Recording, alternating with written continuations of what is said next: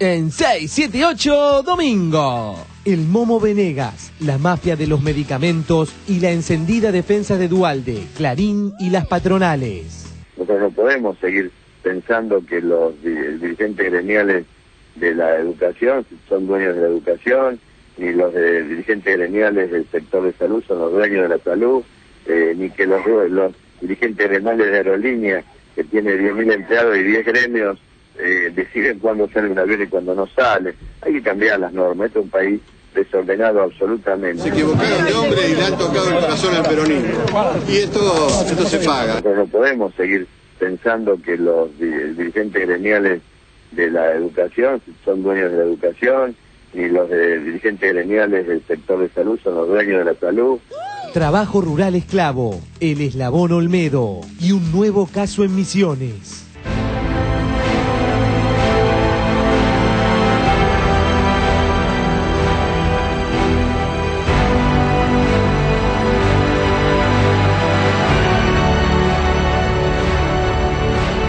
Ustedes tuvieron que construir un sindicato por afuera de Guatre. ¿Por qué motivo sucedió eso? Guatre jamás nos dio la mano, nunca se presentó. Nosotros sabemos que existe Guatre acá en la localidad de Montecarlo, inclusive en la provincia, es por el 2% que aparece en el recibo. Y para otra cosa no sirve, ¿viste? O sea, que nunca nos dio la mano nosotros. Pregunta: ¿por qué Clarín, TN y Radio Mitre no dedican ni media línea a la gravísima cuestión? Los 71 vetos de Macri ignorados por la Corpo. Llama la atención que el mismo Mauricio Macri, hace no mucho tiempo, menos de un año, reconoció no saber qué eran las últimas leyes que había vetado. Mira, Mauricio está muy encima de todos los temas de la gestión, muy encima, así que no... Él mismo reconoció no saber qué había vetado. A ver, está muy encima de los temas de la gestión, de todos, así que... ¿Por qué vetaste 18 leyes? ¿Por qué? Hay... ¿Veté 18 leyes? Sí. Una de las leyes vetadas es la implementación de los foros de seguridad. ¿Por qué? No, esa no sé por qué. Está muy encima de los temas de la gestión, de todos. La candidatura de Cristina, el debate. ¿Cómo puedes estar vos seguro que va a llegar Cristina? ¿Vos tenés que se va a presentar? Yo no creo que se presente. ¿Usted cree que ella no va a ser candidata? No, ella no se va a enfrentar a una derrota. ¿Usted cree que Cristina va a ser candidata? Yo creo que no. ¿Cómo imaginás el futuro político en los próximos meses? Bueno, a veces pienso que por ahí Cristina no quiera. Yo creo que Cristina va a ser la candidata. Todos los que plantean la duda públicamente, en muchos casos es porque no quieren. Prefieren que no sea. Como decía un catalán, voy tratando de crecer y no de sentar cabeza. Vive de barrio, buen tropero en la partida, miembro más del circo desesperado, un punto en un planeta, un bicho que camina. Otro día de formidables notis. 1. Nuevos juicios de lesa humanidad. Arranca esta semana nuevo juicio oral por delitos de lesa humanidad. En la causa se investiga al coronel retirado Fortunato Valentín Reset, acusado por el homicidio de Ana Lía Magliaro, ocurrido en el año 1976. 2. Rago la volvió a romper en TBR. De todas maneras me gustaría no ser tan duros con Olmedo, porque no creo que a todos los empleados les pague tan mal. A Niembro le debe pagar bien. Bien raro, bien raro. Segundo programa, ya lo tenemos así. Segundo programa. Y tiracaños, tiracaños. 3. Nuevo récord en autos usados. La venta de autos usados registró un nuevo récord en enero al totalizar 145.190 operaciones, con un incremento del 19,49% respecto a igual mes del año pasado, informó la Cámara del Comercio Automotor. Todavía me emocionan ciertas voces, todavía creo en mirar a los ojos, todavía tengo en mente cambiar algo, todavía y adiós, gracias todavía. 9, 6, 7, 8. El programa que llenó de contenido aquello de quitarse los miedos, sacarlos afuera. Lo maravilloso también a ser distinto a otras partes del mundo es que viajás 6 horas, 7 horas y hasta 8 horas y desde Argentina a México y te bajás y sigue siendo el mismo idioma. El sol calma la lengua de los lagartos. La verdad es buen veneno para las tripas. Todavía hay mucha gente que está viva.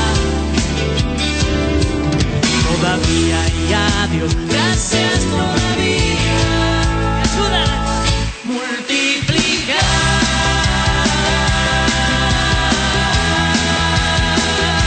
Es la tarea, es la tarea, es la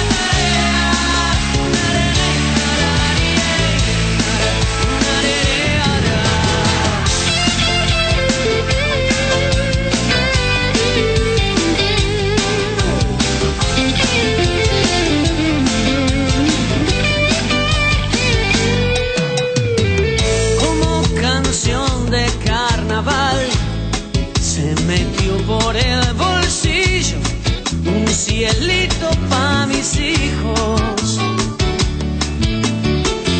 Un tiempo bueno y nuevo, pincelado de otras formas, tirando un poco más a los colores fuertes, donde el mar salude a todos, donde un beso sea moneda corriente. Por eso todavía me emocionan ciertas voces, todavía creo en mirar a los ojos, todavía tengo en mente cambiar algo, todavía hay adiós, gracias todavía.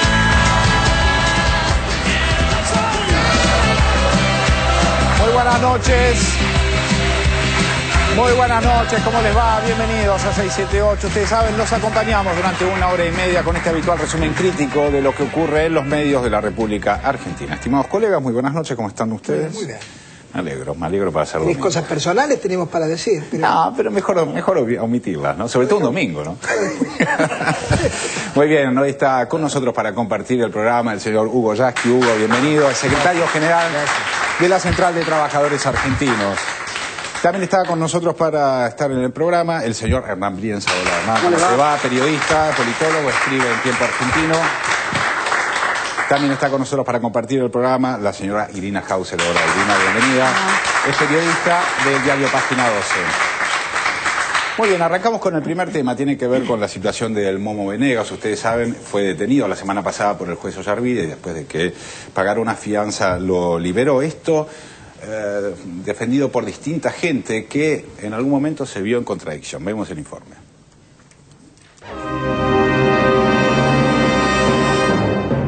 El Momo Venegas, la mafia de los medicamentos y la encendida defensa de Duhalde, Clarín y las patronales.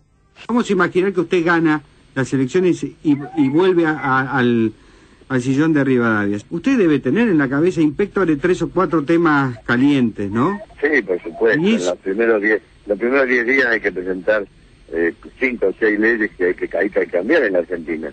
Nosotros no podemos seguir pensando que los dirigentes gremiales de la educación son dueños de la educación, ni los dirigentes gremiales del sector de salud son los dueños de la salud, ni que los dirigentes gremiales de aerolíneas, que tiene 10.000 empleados y 10 gremios, deciden cuándo sale un avión y cuándo no sale. Hay que cambiar las normas. Este es un país desordenado absolutamente. Se equivocaron de hombre y le han tocado el corazón al peronismo. Y esto se paga. Nosotros no podemos seguir pensando que los dirigentes gremiales de la educación son dueños de la educación, ni los dirigentes gremiales del sector de salud son los dueños de la salud, ni que los dirigentes gremiales de aerolíneas, que tiene 10.000 empleados y 10 gremios, deciden cuándo sale un avión y cuándo no sale. Hay que cambiar las normas. Este es un país desordenado absolutamente. Se equivocaron de hombre y le han tocado el corazón al peronismo. Y esto se paga. Nosotros no podemos seguir pensando que los dirigentes gremiales de la educación son dueños de la educación, ni los dirigentes gremiales del sector de salud son los dueños de la salud. Este es un país desordenado, absolutamente desordenado. Hay que construir la paz y el orden en la Argentina. ¿Moyano o Barrio Nuevo? Barrio Nuevo, por supuesto. ¿Por qué? ¿Sabe por qué? Porque son gente que no se arrodilla ante el poder. El compañero Venegas tiene que estar ya en libertad. Nosotros vamos a seguir en este estado de alerta y movilización, vamos a seguir con los piquetes a la vera de toda la ruta de todo el país. Hay que construir la paz y el orden en la Argentina. Vamos a seguir con los piquetes. Barrio Nuevo, por supuesto. Y también a lo mejor algunos piquetes sorpresa en el barrio a lo mejor donde vive el juez. Hay que construir la paz y el orden en la Argentina. Algunos piquetes sorpresa en el barrio a lo mejor donde vive el juez. Orden en la Argentina. Nuevos casos de trabajo esclavo en Misiones.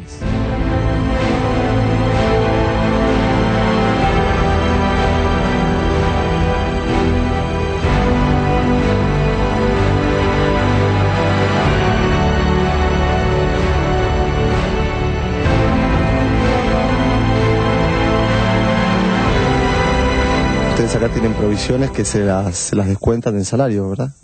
Sí, mercadería, eso sí. ¿Creen que están trabajando en una situación muy injusta? Sí. La verdad que es re mal. Si te llega a pasar algo trabajando acá en el Yerbal, ¿cómo avisas o cómo vas al hospital? Y bueno, no sé cómo voy a hacer. Solamente si viene por ahí, tengo que salir y pedir socorro en el camino, un auto que pase, que me lleve, si no, arreglate como puede, porque no es acá. Nosotros queremos trabajar, pero con un precio justo, como cualquier humano. No más esclavitud. Ustedes tuvieron que construir un sindicato por afuera de Guatre. ¿Por qué motivo sucedió eso? Guatre jamás nos dio la mano, nunca se presentó. Nosotros sabemos que existe Guatre acá en la localidad de Montecarlo, inclusive en la provincia, es por el 2% que aparece en el recibo. Y para otra cosa no sirve. O sea, que nunca nos dio la mano nosotros, entonces por eso este grupo se juntó, nos vimos obligados a juntarnos porque nos estábamos muriendo de hambre. Los trabajadores que se dedican a este tipo de tareas, ¿tienen un sindicato? Tienen un sindicato que los defiende, claro. ¿Sabes cómo se llama vos? Guatre, ¿no? ¿Y el secretario general quién es del sindicato? El que acaba de recuperar la libertad hace... Capaz que lo defiende. Con un modesto depósito. De 500.000 pesos en efectivo. Y esto se paga, 500.000 pesos en efectivo. ¿Cómo alguien consigue tipo 7:30 de la tarde 500 lucas en efectivo? Un peso por peón. Clarín, 13 de febrero de 2011. Entrevista exclusiva a Jerónimo Venegas. ¿De dónde sacó los 500.000 pesos de su fianza? Ni yo sé. Aparecieron muchísimos amigos que prestaron el dinero porque a esa hora era imposible juntarlo. Pero te juro que no sé quién puso la plata. Y esto se paga, Aparecieron muchísimos amigos que prestaron el dinero porque a esa hora era imposible juntarlo. Nosotros sabemos que existe Guatre acá en la localidad de Montecarlo, inclusive en la provincia, es por el 2% que aparece en el recibo. Aparecieron muchísimos amigos que prestaron el dinero porque a esa hora era imposible juntarlo. Pero te juro que no sé quién puso la plata. Eduardo Leonardo Domínguez del diario Clarín. Más allá de que Jerónimo Venegas es el detenido, quería si usted leía que en realidad al que están apuntando es a usted, ya que Venegas es un aliado suyo. No, en realidad Venegas no es dualdista, siempre lo dice. Dualde salvó al campo y con el campo salvó al país. Entonces dije que tenían que, a lo mejor que colgar el cuadro de Dualde en la pared, ¿no? Al lado de Jesús, ¿no? No, en realidad Venegas no es dualdista, siempre lo dice. Estuvimos con el compañero Dualde, que va a tener la responsabilidad nuevamente de sacar el país adelante. Venegas no es dualdista, siempre lo dice. Tiempo argentino. La mano derecha de Venegas estuvo preso por abuso. La mano derecha de Venegas estuvo preso por abuso. Este es un país desordenado, absolutamente desordenado. Hay que construir la paz y el orden en la Argentina. Este es un país desordenado, absolutamente desordenado. Hay que construir la paz y el orden en la Argentina. Estuvo preso por abuso. Momo Venegas, el sindicalista que defiende a los peones del campo. Un tipo que siempre está del lado de los que más sufren. Este episodio que está involucrando a la empresa Nidera con el trabajo esclavo, es algo que a ustedes los ha sorprendido, no tenían información, es efectivamente novedoso. Nosotros, si se quiere, no tenemos que aclarar nada. Ustedes recordarán este caso de Nidera, de los trabajadores aparentemente esclavizados, Y fue este gremio, el gremio de Venegas, quien los denunció. Nosotros, si se quiere, no tenemos que aclarar nada. Vos estuviste escribiendo mucho sobre la causa Nidera. Quería preguntarte si esa denuncia, parte de la UATRE, que es el gremio que defiende, digamos, a los trabajadores. No, la UATRE hizo denuncias posteriores, una vez que se destapó la olla, pero no fueron denuncias de peso tampoco. Y lo que no se nombra acá, porque hablamos de Nidera, hablamos de Satusager, todas estas empresas contratan a otra empresa multinacional también que se llama ADECO. ADECO, hoy por hoy, es la empresa proveedora de recursos humanos. Si nos ponemos un poquitito hijos de puta, son los nuevos esclavistas. En este contexto, llamó la atención el comunicado de la CGT. Dani, ¿qué pasa que va a pasar con el tema Venegas? Y sobre todo el comunicado de la CGT, sorprendente en el sentido de la solidaridad con Venegas. Sorprendente, ha sido generoso vos, Gaby, con tu adjetivo. Es lamentable, corporativo. El comunicado de la CGT de Moyano me produjo a mí una enorme tristeza porque se están solidarizando con el Momo Venegas, que está en una causa además sobre medicamentos adulterados que iba destinado a enfermos de cáncer, de HIV y hemofílicos. Estamos hablando de es un ataque al sindicalismo lo que está diciendo. Es un crimen aberrante, así como en algún momento se tomó la política de derechos humanos, ¿no? Y se hizo de eso una bandera de una política del Estado. También este tipo de delitos se tienen que perseguir, sean aliados o no. Y la respuesta corporativa del sindicalismo a mí me pareció realmente muy pero muy triste. Y eso que yo no soy antisindical y reivindico a Hugo Moyano, que fue un tipo muy valiente en los años 90 cuando se estaba rematando este país, fue uno de los pocos que se opuso a ese modelo neoliberal, Moyano. Quiero decir, no es un comentario en contra de Moyano, a pesar de que Moyano fue el que impulsó esta solidaridad a favor de Venegas. Nosotros sabemos que existe UATRE acá en la localidad de Montecarlo, inclusive en la provincia, es por el 2% que aparece en el recibo. Y para otra cosa no sirve, ¿viste? O sea, que nunca nos dio la mano.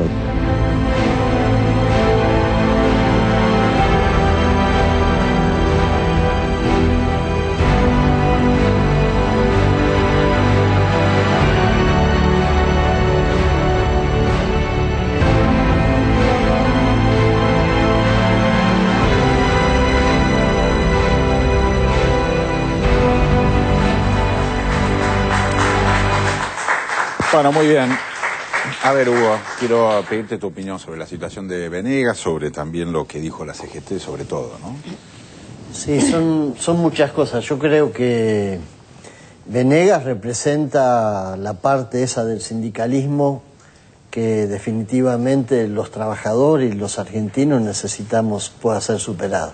Creo que no se puede hacer una defensa corporativa, creo que es un error que han cometido los compañeros de la CGT. No se puede hacer una defensa corporativa a libro cerrado, del mismo modo que también sería incorrecto condenar al sindicalismo a libro cerrado, condenarlo en bloque, que es lo que hacen muchas veces personajes como este personaje Duhalde, cuando él se contradice su discurso, y está claro acá, ¿no? Es decir, él arremete contra el sindicalismo en una conferencia de prensa, habla de los dirigentes sindicales de la educación, de la salud, de aerolíneas, hay que terminar con ellos, necesitamos paz y orden, y después sale bancando a este dirigente simplemente porque la justicia está tratando de investigar sobre un delito que, como se decía aquí, tiene doble gravedad.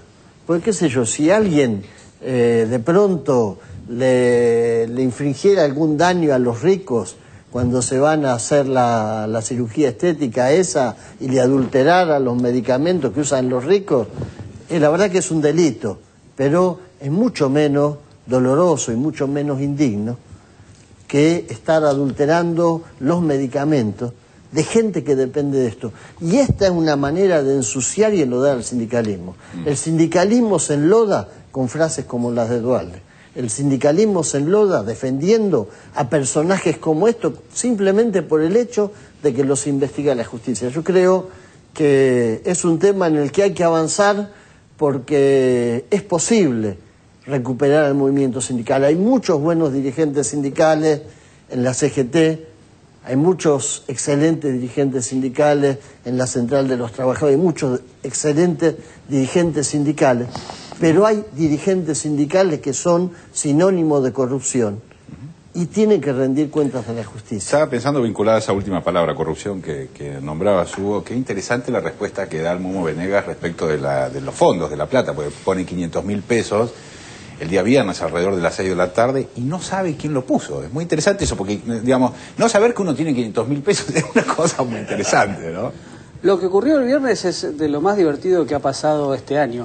Porque, a ver, si uno quisiera tener una estrategia para ver cómo saltaban las fichas, bastaba con hacer lo que pasó el viernes, ¿no? Porque uno se hizo, con la decisión de Ollarvide de procesar a Momo Venegas, lo que logró es que todos bajaran las cartas rápidamente.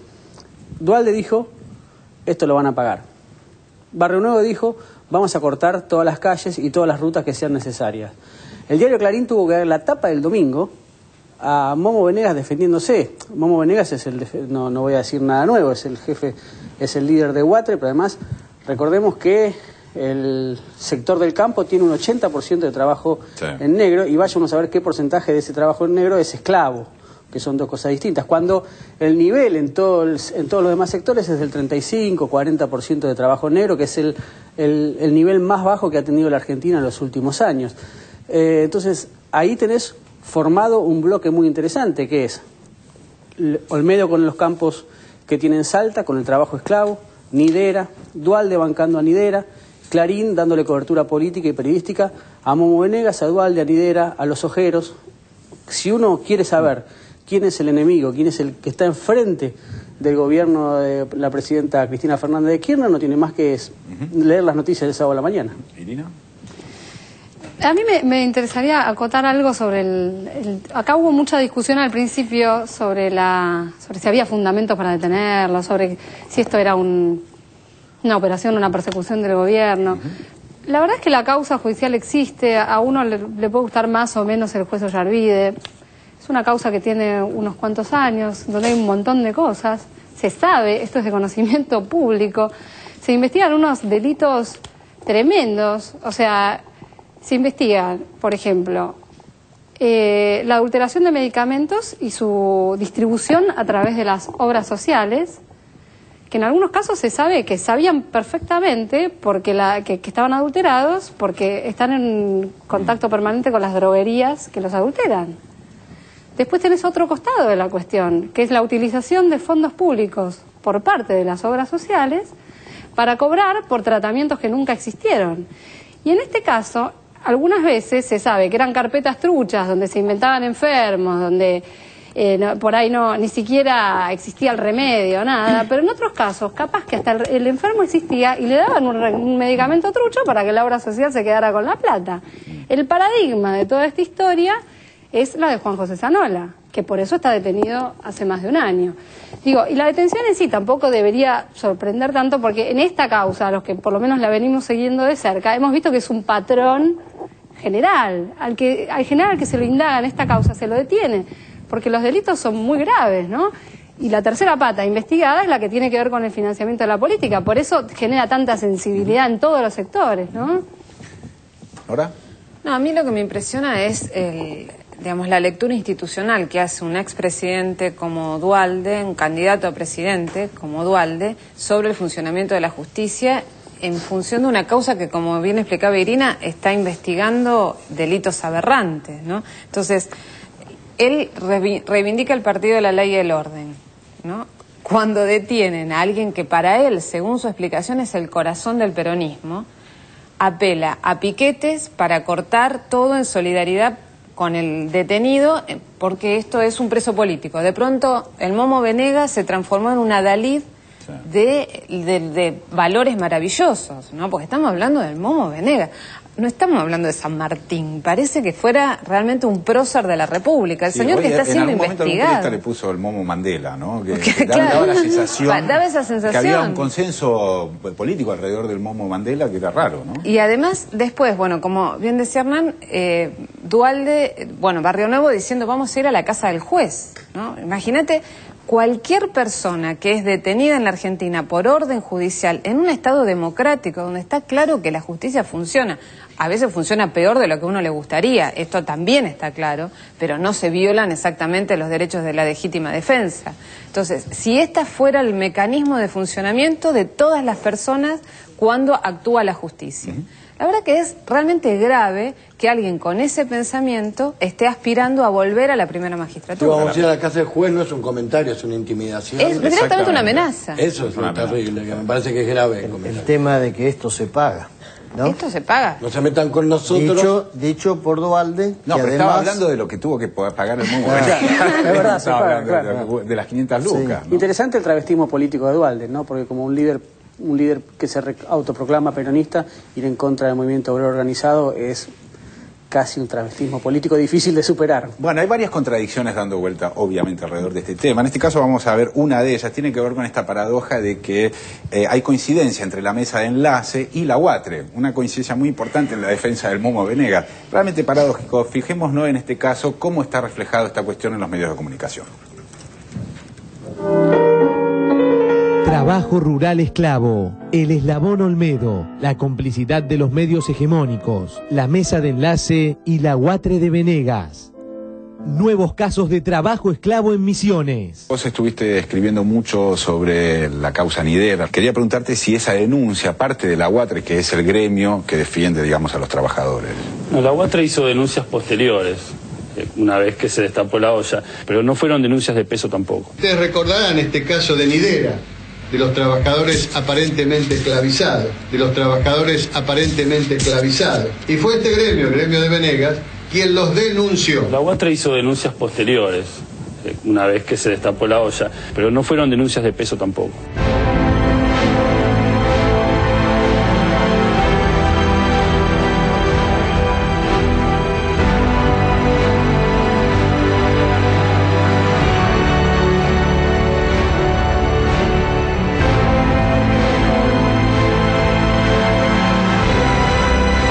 Acá tienen provisiones que se las descuentan del salario, ¿verdad?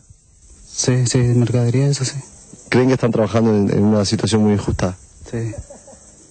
La verdad que es re mal. Si te llega a pasar algo trabajando acá en el Yerbal, ¿cómo avisas o cómo vas al hospital? Y bueno, no sé cómo voy a hacer. Solamente si viene por ahí, tengo que salir y correr en el camino, un auto que pase, que me lleve, si no, arreglate como puede, porque no es acá. Nosotros queremos trabajar, pero con un precio justo, como cualquier humano. No más esclavitud. Ustedes tuvieron que construir un sindicato por afuera de UATRE. ¿Por qué motivo sucedió eso? UATRE jamás nos dio la mano, nunca se presentó. Nosotros sabemos que existe UATRE acá en la localidad de Montecarlo, inclusive en la provincia, es por el 2% que aparece en el recibo. Y para otra cosa no sirve. O sea, que nunca nos dio la mano a nosotros, entonces por eso este grupo se juntó, nos vimos obligados a juntarnos porque nos estábamos muriendo de hambre. Yo dependo del pueblo, me siento orgulloso de ser empleado público hoy en día. Usted es muy rico, ¿ayuda a la gente? Sí. El diputado Alfredo Olmedo, diputado de Salta, candidato del Partido Peronista Federal y del PRO, del Partido Macri, por la provincia de Salta, a gobernador. La familia administra 110.000 hectáreas en la Argentina, algunas en La Rioja, y allanaron una de sus tierras en La Rioja y encontraron un trabajo esclavo. Estas son las condiciones de trabajo de los empleados de Olmedo.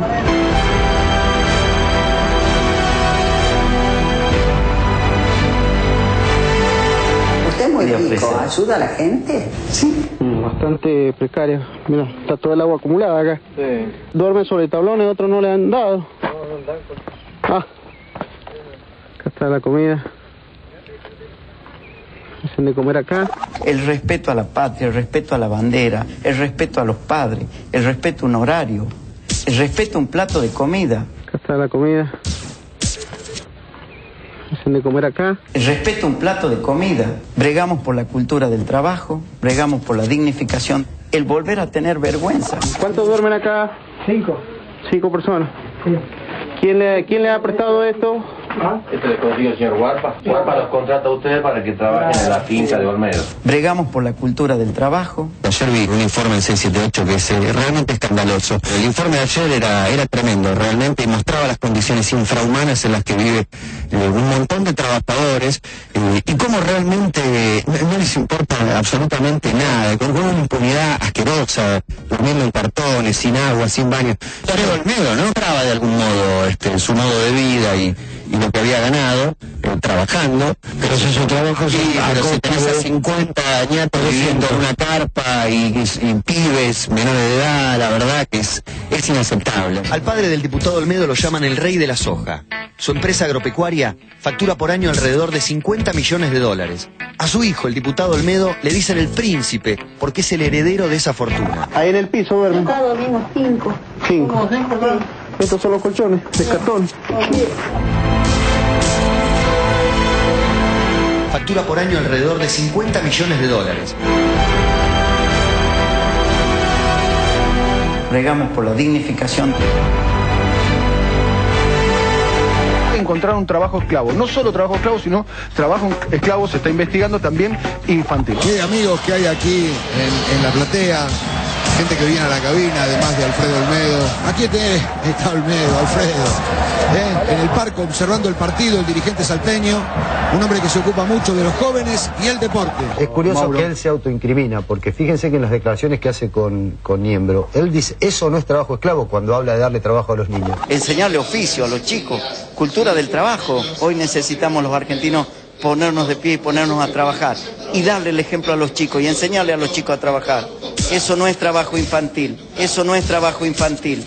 Darle responsabilidad a los chicos tienen derecho, pero tienen obligaciones. Él dice, eso no es trabajo esclavo cuando habla de darle trabajo a los niños. O sea, que él sabía de lo que estaba hablando. Lo más increíble, esto les digo charlando off the record con algunos dirigentes y también hasta con algunos ministerios del interior, no ministerios de la nación de trabajo, sino es que lo ven como algo, bueno, son condiciones laborales, nunca hablan de la trata. Hay formas de trabajo que quizá quien está sentado en una oficina desconoce.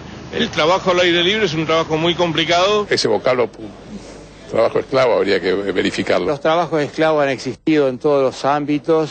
Por suerte, las 4 entidades no solamente no nos hemos ocupado, preocupado de esto, sino que nos hemos ocupado. De repente sorprendió la sociedad rural cortando calles en favor de los sindicalistas. En varios cortes de ruta coincidieron trabajadores rurales y representantes de entidades del campo, quienes aseguran que la decisión del juez federal Ollarvide tiene motivaciones políticas. Son de público conocimiento la detención de Jerónimo Venegas, alguien que ha apoyado al sector en un momento complejo como fue los años 2008. Me sorprende, ¿no? Que esté con los sindicalistas los patrones. Hay que dejar claro que a qué interesa respondiendo. No, ni hacía falta, pero es verdad, la mesa de enlace toda y diversas entidades más vinculadas con el empresariado del campo, sí, apoyan al líder de los peones. Contra el poder que abre una zanja entre el amor y el placer, emparentando el bienestar y la herida. Contra el poder que no distingue entre morir y crecer, contra el poder que compra y vende la vida, contra el poder que hace del padre ostentador del poder, contra el poder que nos obliga a engañarnos, contra el poder que hace a los hijos reinventar el poder, contra el poder de los que piensan ganando, contra el poder que debilita y nada, que solo quita y deshace lo que está, contra el poder, contra el poder. En cualquier forma que se dé contra la fuerza y un mal uso de la fe desde el poder. Bueno, muy bien, creo que tenemos que sumar la información de que la explotación rural de olivas que tiene Olmedo en la provincia de La Rioja fue clausurado. Sí, fue clausurada, creo que ayer mismo, por las autoridades provinciales. A ver, Hugo, ¿qué te sugiere esta buena onda entre la UATRE y la mesa de enlace?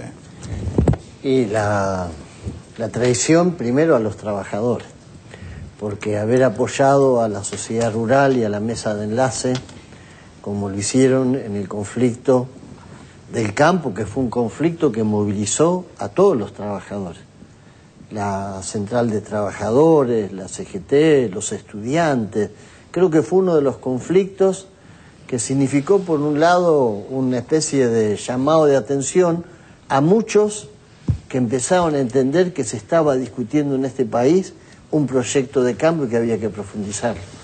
Y haber apoyado en esa instancia a los golpistas, a la sociedad rural, a la burguesía del campo, y haberse puesto al servicio de esos cortes truchos que hicieron, porque las imágenes mostraban claramente, algunos decían fue una pueblada, eso fue la acción, un lockout patronal con el apoyo de un sector que en nombre de los trabajadores convalidó lo que hoy estamos viendo, estas escenas del trabajo sin esclavo, que existían antes, no es que empezó a existir después del conflicto del campo, ya estaba. Y creo que esa es la peor traición a los trabajadores, y bueno, queda claro dónde está parado cada uno.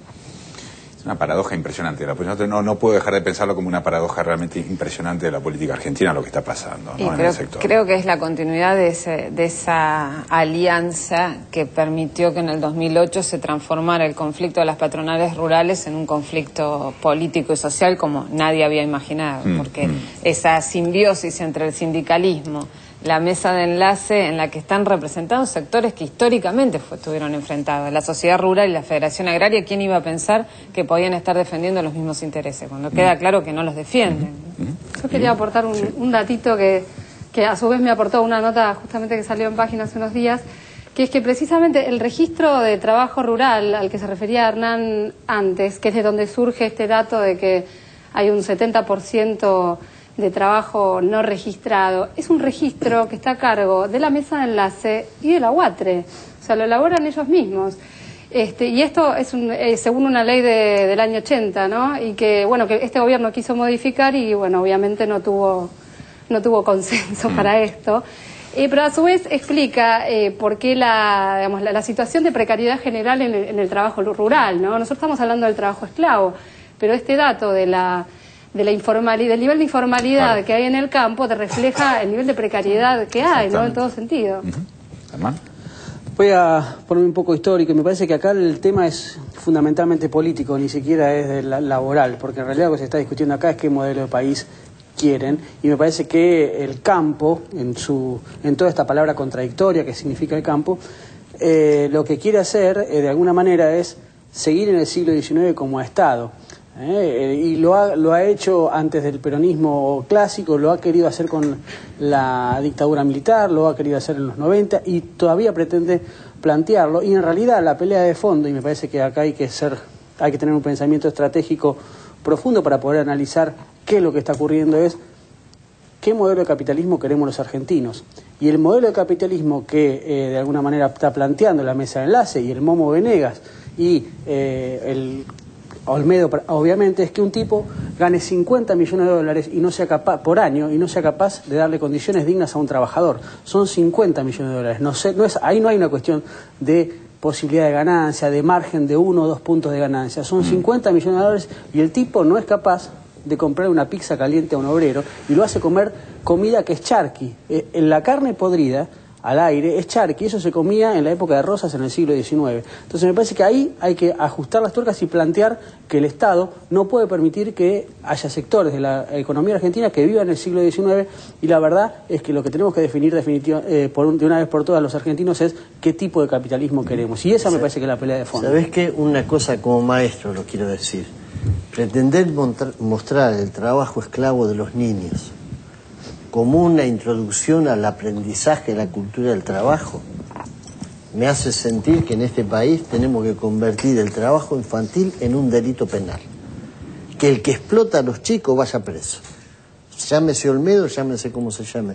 Y creo que es muy importante tener en cuenta que este tipo de personajes son los que después quieren venir a vender un país en paz y en orden.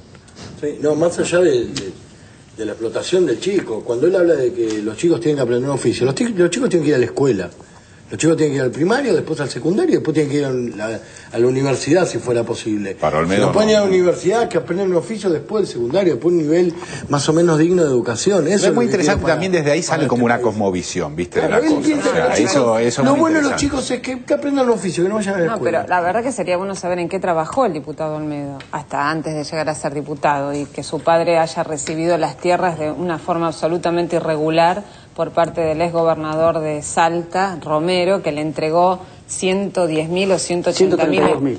Exacto, bueno, más 132.000. A pagar dentro de 50 años y es el productor de soja individual más grande del mundo. Entonces, este hombre que evidentemente no ha dedicado mucho tiempo a instruirse, el diputado Olmedo. ¿Es solo una dice casualidad? estas barbaridades. Perdóname, no la digo. ¿Solo una casualidad que lo que representan los pensamientos más, si querés, oscuros de las derechas, todos trabajan de hijo o trabajaron o se desarrollaron de hijo? ¿Es una casualidad o tiene algo que ver en el miedo nunca a perder, en ese miedo a ganarte el pan, a lo que cuesta? Interesante la pregunta. Mira, y de todo ahí también, ¿no? Vamos a seguir con el tema, en este caso, sobre la cobertura que hicieron los medios respecto del trabajo esclavo. Los medios y el no tratamiento del trabajo esclavo.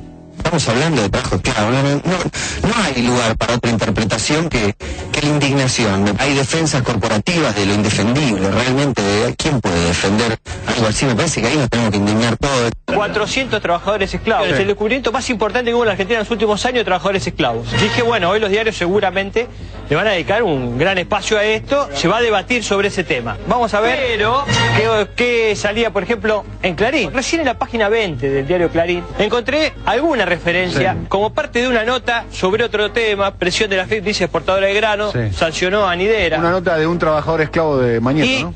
Empecé a buscar y ahí encontré este párrafo que es el único que hace referencia a los 400 trabajadores esclavos del campo del diputado y candidato a gobernador. Vea, fíjate, dice, y ayer se emitió un comunicado en la FIP titulado Aceitunas amargas. Se denunció allí la detección en condiciones infrahumanas de 400 cosecheros de un olivar ubicado en La Rioja. Solo eso. Es la única referencia que había en Clarín de este campo. Hay defensas corporativas de lo indefendible, realmente, ¿quién puede defender algo así? Es la única referencia que había en Clarín de este campo. Fui a La Nación, ¿no? Esta era la tapa de La Nación de hoy. Habla sobre el tema Venegas. Bueno, busqué. No lo encontré. No está. No apareció la noticia. Hay defensas corporativas de lo indefendible, realmente, ¿quién puede defender algo así? No lo encontré. No está. No apareció la noticia. A ver, 400 argentinos que no tienen derechos laborales, que no tienen seguridad jurídica y no aparece en el diario de la Nación, que está muy preocupado por eso. ¿Por qué? Que los medios de comunicación funcionan de esa manera. Totalmente. Y que apuntan los medios masivos un discurso unidireccional a siempre la patota, siempre el sindicalismo violento, porque justamente saben que nosotros defendemos a los trabajadores y están en contra de eso. Porque ellos no van a decir nada en contra de el Momo Venegas, aunque no sea político que tanto que lo critica el Momo Venegas, pero no van a decir nada en contra de él. Bueno, nos van a pegar a nosotros, a los que defendemos a los trabajadores. Las empresas ya dejaron de hacer periodismo y lo que hacen es sinergia, es decir, van reproduciendo los intereses de negocios que por ahí les son más redituables y usan a los medios como, digamos, avanzada en la defensa de esos intereses. Y si eso implica defender el trabajo esclavo porque les resulta más redituable, es la concepción de la editorial de La Nación. La Nación. Trabajo esclavo. Más mentiras intencionadas. Trabajo esclavo. Más mentiras intencionadas. Las recientes e infundadas denuncias constituyen otra muestra de la agresión del gobierno nacional contra el campo.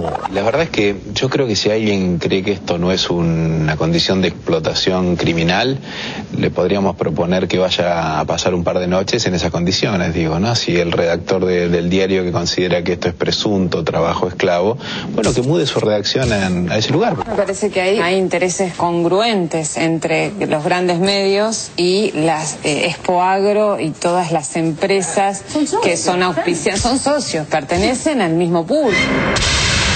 Hablando de socios, miren cómo reproduce el diario Clarín hoy, quien nada dijo de los recurrentes casos de trabajo esclavo, la respuesta corporativa de Nidera.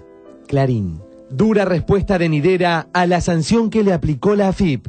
La exportadora Nidera difundió ayer un comunicado en el que aclaró que su situación impositiva frente a la AFIP se encuentra en orden y al día. El comunicado de la compañía además enfatizó que la empresa considera que la decisión adoptada por la resolución de AFIP, la cual no se encuentra debidamente fundamentada, responde a otros motivos que Nidera desconoce. Otros motivos que Nidera desconoce. Se está instalando finalmente que las personas que trabajan en el interior, no los ricos, los millonarios, los que tienen la 4x4, los que venden su producción en dólares a China y demás, sino los peones, los trabajadores, viven en condiciones infrahumanas, condiciones medievales, porque trabajan sin salario, sin hora, trabajan en lo que se llama a destajo y le pagan un salario de subsistencia. Es solamente lo que le pagan le permite sobrevivir. De todas maneras me gustaría no ser tan duros con Olmedo, porque no creo que a todos los empleados le pague tan mal. A Niembro le debe pagar bien. Bien raro, bien raro. Segundo programa, ya lo tenemos así. Segundo programa. Y tiracaños, tiracaños.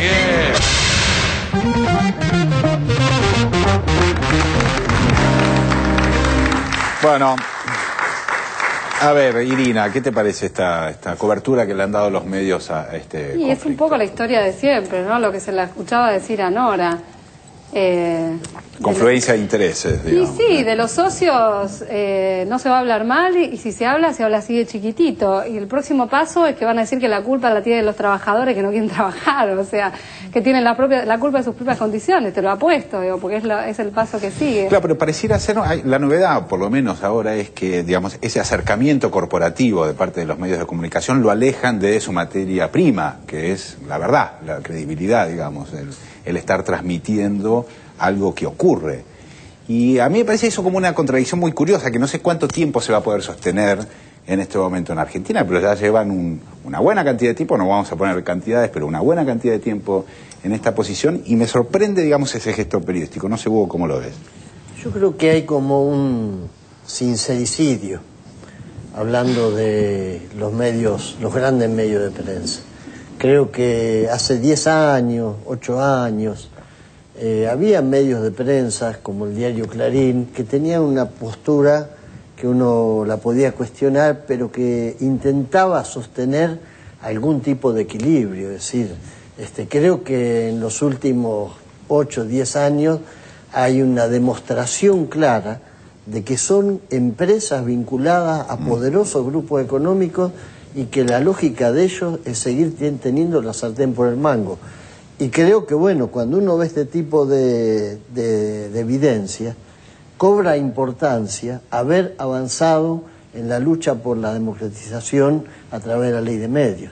Creo que la guerra que ellos desataron contra esa ley de medios, que todavía estamos a mitad de camino para que empiece a cambiar las cosas a fondo, significa nada más y nada menos que demostrar que les quitaban el instrumento que para ellos significa hacer pasar la opinión publicada, lo que ellos publican, como si fuese una verdad porque ellos lo publican, o lo que ellos ignoran como lo que no existe. Por ejemplo, lo que mostraban acá del diario La Nación, que directamente no tomó nota de que hay trabajos semiesclavos.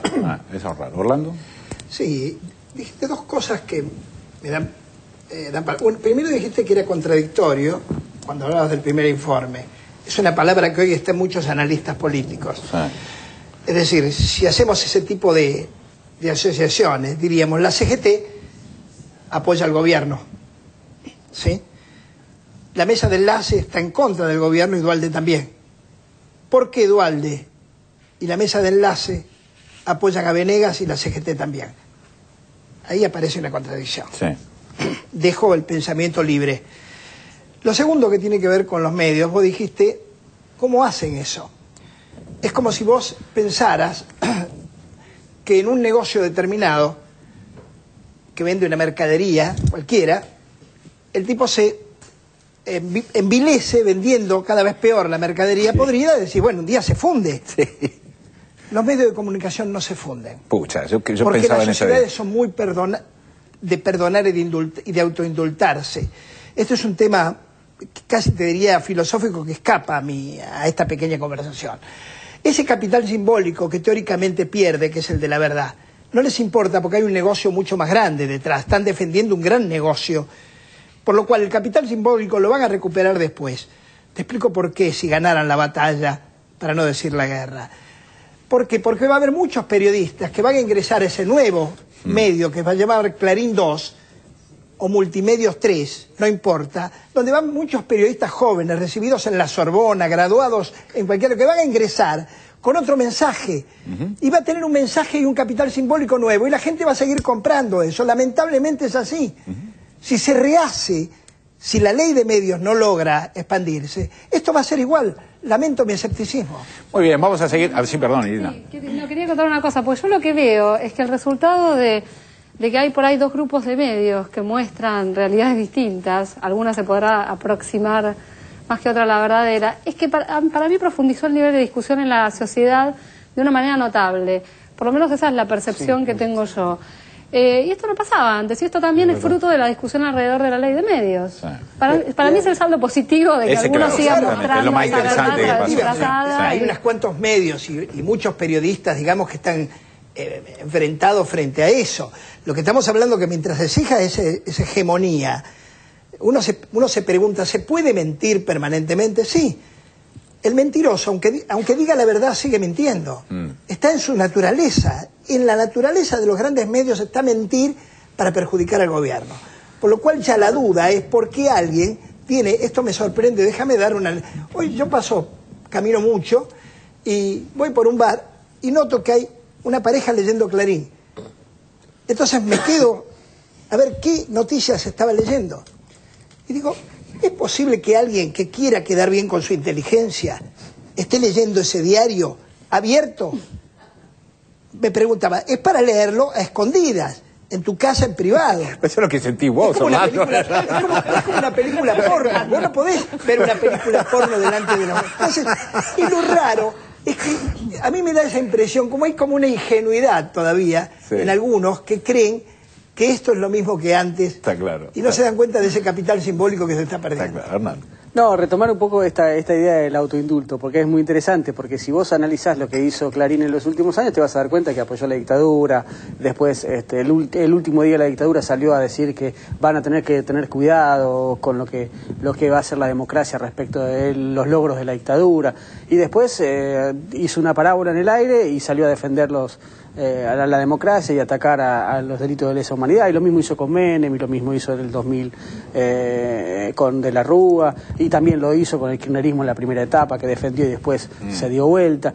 En eso Clarín siempre fue coherente en sus volteretas, pero porque la sociedad justamente lo que hace es, se hace la gila, dice, bueno, si Clarín lo dijo, yo tengo la posibilidad de hacerme el gil, y dijo, bueno, la pasó bien. Pero lo que es interesante es la coherencia de la nación. La nación sí tiene una coherencia ideológica, por eso es tan interesante la nación, porque, el fundador de la nación es Bartolomé Mitre, el hombre que puso en marcha el modelo agroexportador, es decir, la Argentina que exportaba cereales y carnes y nada más, no exportaba industria y le importaba poco y nada el trabajo rural. Entre otras cosas, basta leer el Juan Moreira o el Martín Fierro para saber cómo vivía el gaucho de las estancias que crearon los Mitre, los Roca, y ahora defiende el mismo trabajo esclavo del siglo XIX. La verdad es que la nación es admirable en su coherencia, ¿no? Bueno, justamente hablabas del diario La Nación, vamos a ver ahora el siguiente informe, porque en este caso La Nación se desmiente a sí mismo. El diario La Nación se desmiente a sí mismo.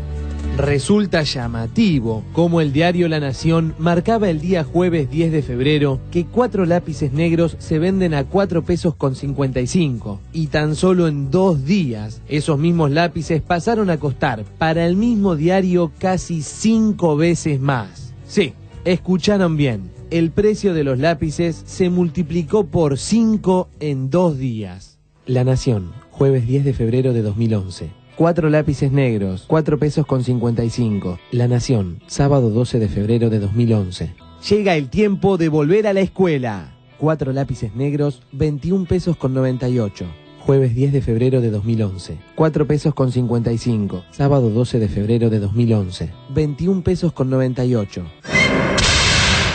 La rigurosidad periodística de la investigación de La Nación no dura ni 20 páginas, ya que la publicidad de Coto de la página 24, publicada en el mismo diario, la desmiente.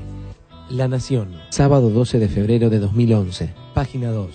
4 lápices negros, 21 pesos con 98, página 24. Publicidad del supermercado Coto. Lápiz grafito por 4 unidades, 3 pesos con 29, página 2. 21 pesos con 98, página 24. 3 pesos con 29. Y para cerrar el informe, una buena noticia y la pregunta del día. Primero la buena noticia. La justicia obligó a Shell a retrotraer sus precios al pasado 28 de enero. La justicia rechazó una cautelar de la firma. Shell dio marcha atrás con las subas. La petrolera no tuvo más remedio que anunciar la baja de sus precios, que habían sido incrementados el pasado 28 de enero entre un 2 y un 3,6%. Con este fallo y la consecuente decisión de la empresa, la Secretaría de Comercio Interior, a cargo de Guillermo Moreno, logró imponer una resolución justificada en la Ley de Abastecimiento. Y la pregunta del día es: ¿podrá la Nación retrotraer los exagerados precios de sus investigaciones a los que publican sus anunciantes?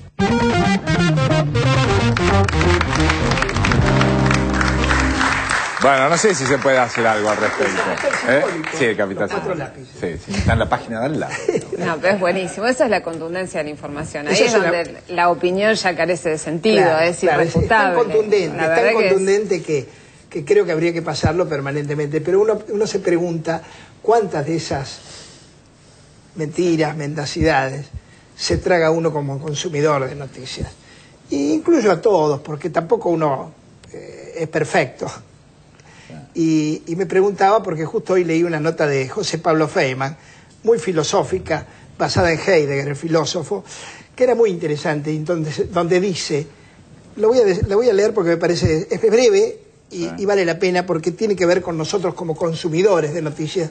A mí me gusta hablar desde ese lugar. Dice que nosotros estamos bajo el control bajo el señorío de los otros. Este concepto es de Heidegger, referido a cómo estamos educados y entrenados para obedecer una serie de normas en la vida que hacemos por acto reflejo, transmitido por generaciones de civilizaciones. Y dice así: la publicidad es vivir bajo el señorío de los otros. Uso lo que hay que usar. Me limpio los dientes con lo que hay que limpiarse. Leo lo que hay que leer. Creo en lo que dice el diario que compro todos los días. En las palabras abundantes y arrasadoras que me arroja el periodista que me habla cuando regreso del trabajo en esos programas que se llaman De Vuelta o Volviendo a Casa, y mil cosas más que iremos viendo. Y entonces, usted no es usted. Yo no soy yo. Usted es un ente construido por los medios. Usted es un ente construido por los medios. Los 4 lápices están construyendo un ente. Pues sabés que el otro día hablando con un adolescente, un chico de 17 años que va al Nacional Buenos Aires, y me decía que él tenía muchos compañeros que eran muy críticos hacia las políticas oficiales, qué sé yo, pero que a él le gustaba comparar todos los medios y a partir de eso informarse, ¿no? Y estaba obsesionado por el informe que habíamos hecho el otro día con respecto a los precios de las verduras. Sí. Porque él había leído Clarín, ¿no? Y decía, yo fui a la verdulería, me decía, yo hice los mandados que me mandó mi mamá y no eran esos los precios. Y entonces la reflexión era, bueno, yo en este caso lo pude comprobar, pero ¿cuántas veces creo que es verdad lo que me están diciendo? Porque yo no sé si me informan sobre, no sé, los precios de, claro, de las cotizaciones internacionales de los tornillos o de cómo viene esto, ¿por qué en ese caso me mienten? Lo que podamos hacer desde acá lo vamos a hacer. Lo vamos a seguir haciendo. Eso está claro, digamos, pero no nos cansen. Antes que nada quiero felicitar al que se dio cuenta en las 20 páginas que el precio era diferente. La verdad es un genio y hay que hacer un llamado a la solidaridad, hay que conseguirle novia rápido a ese pibe porque si no, no se puede entender en qué perdió el tiempo. Pero hay algo que es interesante que tiene que ver este año, me parece que uno de los sectores en los cuales esa oposición que incluye las corporaciones económicas y las mediáticas va a atacar, es el tema de la inflación. Y en lo que hay que tener cuidado con los medios de comunicación, porque los medios de comunicación no solamente mienten en la inflación para generar un mal humor social, sino que mienten con la inflación para generar inflación. Porque el pobre comerciante que ve que el lápiz sale 18 pesos, lo que va a hacer es, yo estoy retrasado con mis propios precios. Entonces subo los precios, fundamentalmente porque el diario me está marcando la inflación. Más allá que de eso tiene que ver con que el día que él lo tenga que reponer, más allá de estar perdiéndose una ganancia que Sí. para él hubiese sido la misma, porque compró un precio, está vendiendo otro, está ganando. El día que tenga que reponer va a decir, esto no. No, pero voy eso a es un poder tema cubrir. con una eficacia, digamos, muy importante. Y muy para- simple de muy Pero realizar. volvemos al tema si tenemos anticuerpos como ciudadanos, como consumidores, de resistir eso y tener nuestra propia mirada crítica, no solo ir con la bolsita a comprobarlo. ¿Por qué damos por sentado que lo que dice un diario, o lo que dice la radio, o lo que dice el comunicador de turno? ¿Sabés por qué? Porque tenemos un acto de credibilidad con ese comunicador. Entonces yo hago una pregunta en voz alta al estilo Feynman, reducida por los jíbaros. José Pablo, decís. ¿Es creíble que yo le crea a Bonelli, que le crea a Santo Biasati, que le crea a TN? ¿Es creíble que yo le crea? No. Yo no le creo, por lo cual no tomo información de allí. No necesito esa idea utópica de los periodistas de que tienen que leer varios diarios para enterarse de la verdad. Mentira, porque todos mienten. Aún los que están a favor. Discúlpenme que se los diga. Aún los que están a favor. Estás muy filosófico, Orlando, me cuesta, oye, me cuesta. Bueno, yo te voy a defender a tiempo argentino, digo, no, la verdad que no mentimos. Pará, ahí entramos en una guerra. Una Sí, cosita cortito, chiquita, por favor. con respecto a lo que decía antes Hernán de el tema de la coherencia de la nación. La semana pasada realmente hicieron algo que muestra nuevamente esa coherencia. Un editorial en tapa, cosa inédita, ¿no? Que es la posición institucional del diario, exhortando a la Unión Industrial a que por favor permanezcan unidos. Sí. Porque esto era tremendo, porque el Estado estaba interviniendo en la economía. Si se dividen, le hacen el juego al oficialismo. Y es la misma línea que hace unos meses sacaron un editorial diciendo a la oposición, hagan algo porque les están ganando en todos los terrenos. Ese sincericidio es realmente llamativo también. Irina, ¿te quedó algo? Yo me acordaba de a fin de año cuando fue el tema de los del combustible, la psicosis que se generó. Bueno, ahí fue el efecto entre la realidad y lo que la gente creía, ¿no? Que de pronto se acabó el combustible porque todo el mundo salió a comprar. O sea, había una cuota de realidad, pero claro, pasó un día, al día siguiente, bueno, la gente iba y sí, conseguía, ¿viste? Sí, es así, o sea, y para mí, digamos, en este tema de la inflación, digamos, por ahí soy poco periodística, pero yo también me guío por las cosas que a mí me pasan como consumidora.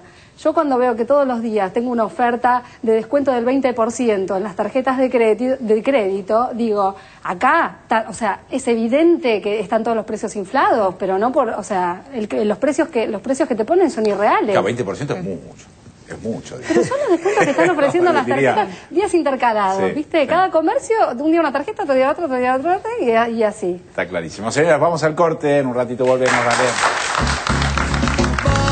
Baila, el boca en boca está de paso. Pero esta vez el muerto regresó y sentía que era extraño en esa orquesta que aburría de sonar en sol mayor. ¿Por qué? Ese palo que te amasa, que te apopa, que te aplasta, vos lo usas para matar. Después, cuando ya no queda nada, no hay más ojos, no